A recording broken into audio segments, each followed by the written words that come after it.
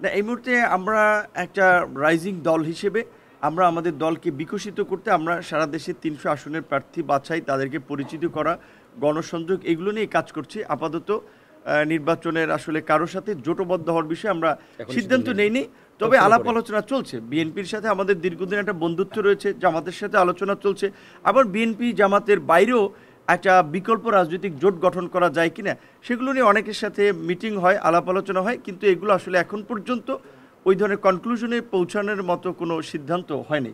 Interesting question আমরা ওনাদেরকে বলেছিলাম, যদিও আমরা এটাকে অ্যাপ্রিসিয়েট করি, ওনাদেরকে আমরা জিজ্ঞেস করেছিলাম যে স্টেক হোল্ডারদের সাথে ডায়ালগ ব্যতীত আরপিওটা তারা এইভাবে সিদ্ধান্তটা নিল কেন।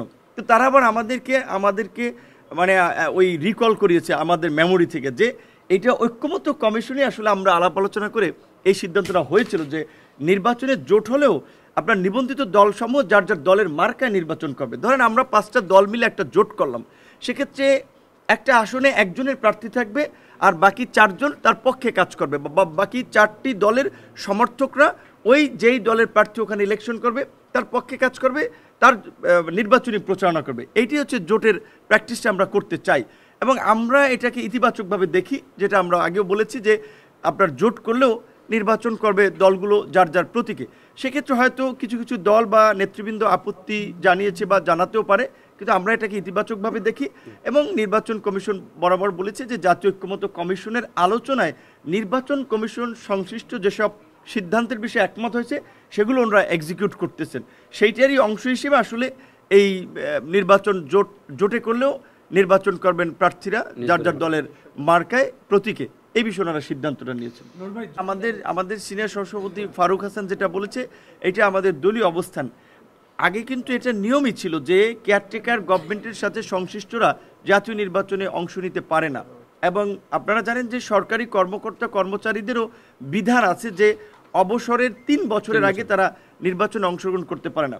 সুতরাং সেই জায়গা থেকে আমরা মনে করি অবশ্যই সরকারের উপদেষ্টা কিংবা সরকারের সুবিধাভোগী কেউ যেন এই ইমিডিয়েট নির্বাচনে অংশগ্রহণ করতে না পারে, এই বিষয়টা তো ইলেকশন কমিশনকে কনসার্ন থাকতে হবে, না হলে তো এটার কোনো ইলেকশন প্রশ্নবিদ্ধ হবে। ধন্যবাদ। Thank you.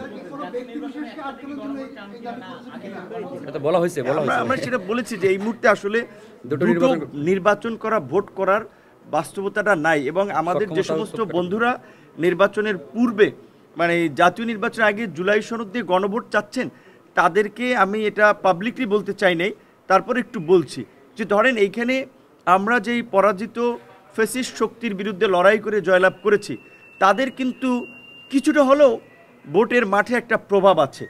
তারপরে যদি এই জুলাই আপনার অংশীদারদের মধ্যেও যদি গণভোট নিয়ে ডিভিশন থাকে তাহলে গণভোটে গেলেও আপনার এই জুলাই সনদ কিন্তু গৃহীত হয় কিনা সেটি নিয়ে একটা অনিশ্চয়তা তৈরি হবে। কাজেই আমাদের মনে হয় যে যেই প্রক্রিয়ায় আমরা জুলাই সনদটা বাস্তবায়ন করতে পারি, যেখানে আমাদের ঐক্যমত্য তৈরি হয়, আমাদের সেই পথেই হাঁটা উচিত। সেক্ষেত্রে যেহেতু মোটামুটি সব দল এখানে কনভিন্স যে ন্যাশনাল ইলেকশনের সাথেই জুলাই সনদের বিষয়ে গণভোট, আমার মনে হয় এটাই একটা ভালো সিদ্ধান্ত হতে পারে। থ্যাংক ইউ ভাইজান।